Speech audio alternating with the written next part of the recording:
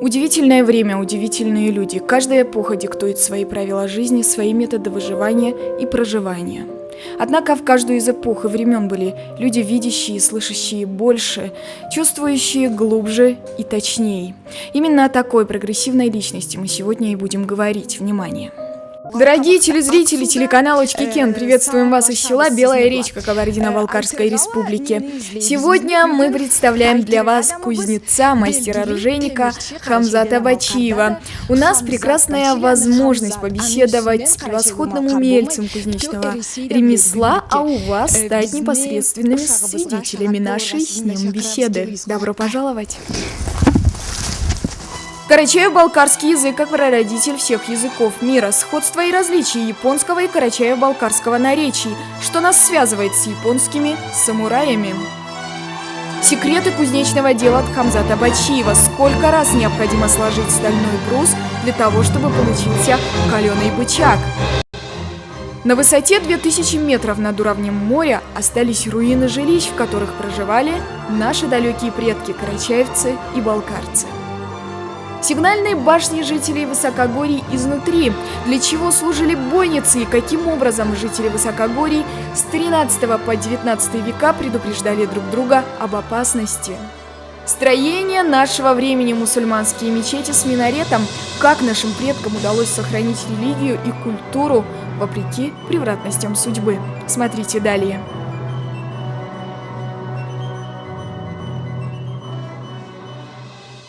Как и полагается, в Аланской Сакле нас встретили чашей айрана, ибо гости карачаево-балкарцы любят и чтут. И если угощать, то самыми лучшими яствами, чем и является айран, питательный тонизирующий напиток. Мы называем себя карачаевцами-балкарцами, однако мы должны учитывать, что мы все горцы, и название карачаевцы-балкарцы произошли от названий ущелий. Карачаи, как и Балкария, это ущелье, а не народ. Мы аланский, горный, единый народ. Посмотрите-ка, сначала мы назывались горцы, позднее карачаевцы и балкарцы. Мне кажется, недолго до того времени, когда мы будем называть себя учкикенцами и белореченцами. Чтобы этого не произошло, мы должны помнить, что мы аланский, единый народ.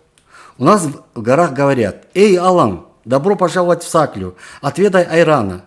В горных селениях всегда угощают айраном, в противном случае это большой позор и стыд для хозяина. Поэтому добро пожаловать к столу. Хамзат – большой знаток культуры, в частности карачаево-балкарского языка. Помимо всего прочего, он блестящий мастер своего кузнечного ремесла. В следующем выпуске мы расскажем об уникальной методике изготовления ножей Хамзата Бачиева. А пока небольшое отступление о том, как японец Гасан Сугабара, директор школы айкидо в Японии, стал учеником Хамзата Бачиева. Надо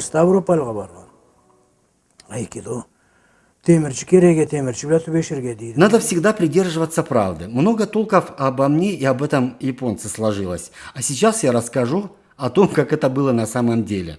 Этот японец, Гасан Сугабара, руководит школой айкидо. Без его ведома эта школа не имеет права открываться и вести деятельность. Вот такая он личность. Когда он приехал ко мне, ему было 60 лет. Крепкий мужичок. Так вот, у него свой представитель здесь в России Илья. Они учреждают свои школы айкидо по всей нашей стране. Он приехал в Россию, а тут главное... Что? Главное – деньги. В любом деле россияне смотрят на финансовую выгоду, иначе нет смысла заниматься каким-либо делом. Вот и я решил пригласить его к себе, чтобы поближе познакомиться и обменяться опытом. Приехал он ко мне в гости и начал примериваться к моим изделиям. Любит человек оружие и сам неплохо владеет мечом. Во второй раз Гасан приехал ко мне сам. Я встретил его, как и полагается у горцев, с большим радушием. Почему? Потому что горец обязан встретить гостя с наилучшими намерениями, поделиться с тем, кто пришел, частичкой света своей души. Это сильно выражено в характере горцев. Ведь жизнь в горах – это риск. Не дай бог соскользнет нога, и все, простился жизнью. Именно из-за этого намерения у горцев по-особенному чисты, а сердце отзывчивое, доброе. На прощание я от всего сердца подарил ему горский нож, а он мне тренировочный меч. Встретившись со своим коллегой, как впоследствии оказалось другом Гасаном Сугабара, Хамзат выяснил, что карачаево-балкарский язык во многом созвучен с японским. Об этом далее.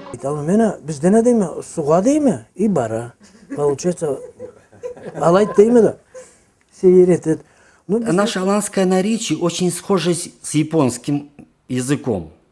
Совпадают это более 200 слов.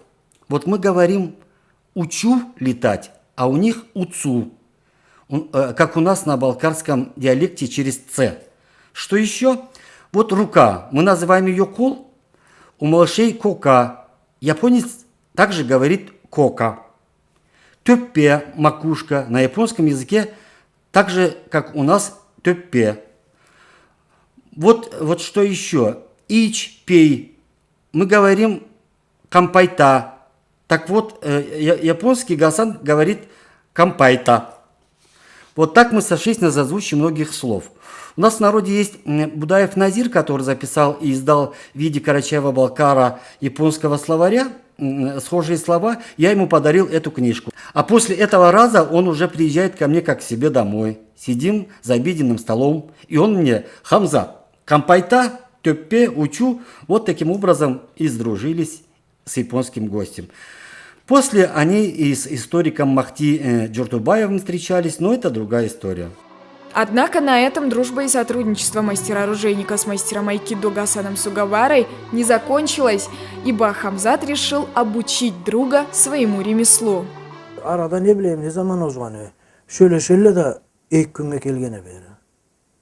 Я говорю ему: если ты действительно хочешь научиться изготавливать прочные, качественные ножи, ты должен посвятить этому хотя бы несколько дней. Иначе наша дружба с тобой ни к чему дельному не приведет.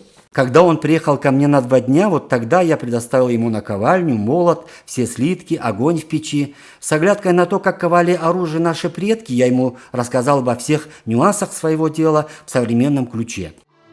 Холодное оружие с выпаянной рысью, сулеусюн на языке алан, изготовленное Хамзатом Байчиевым по всей России за ее пределами, заполучило поистине легендарную славу. Гасан Сугабара был искренне удивлен варварскому методу, которым Хамзат испытывает ножи.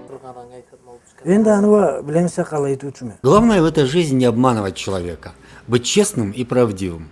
Совершенно разные вещи – отдавать человеку вещицу с поддельной выделкой или вещи истинного, выверенного качества. Если уж дарить или продавать нож, то с полной уверенностью, что завтра он не треснет и даже не поцарапается.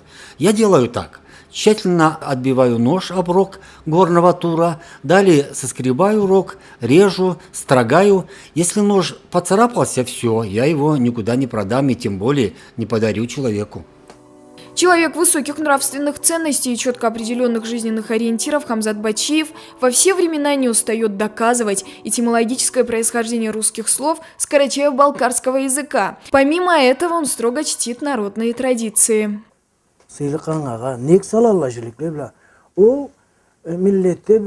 Сколько кусков туши жертвенного животного отваривают? 16 порций. Каждая порция – это отдельная кость с мясом для гостей по их статусу.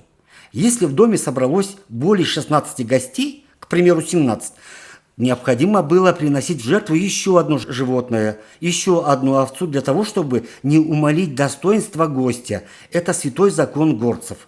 Вот вы представляете, насколько высоки нравственные показатели аланского народа. Угождают не словом, а делом. Представитель гостеприимного и нравственного аланского народа Хамзат не перестает удивлять нас своими познаниями в народной культуре. И прежде чем мы приступим к описанию строения ножей и мечей, Еще один аланский обычай от Хамзата Бачиева. Sonra endi o bıçakны артында каманы кезликчиги барды. O киче зат чыкты.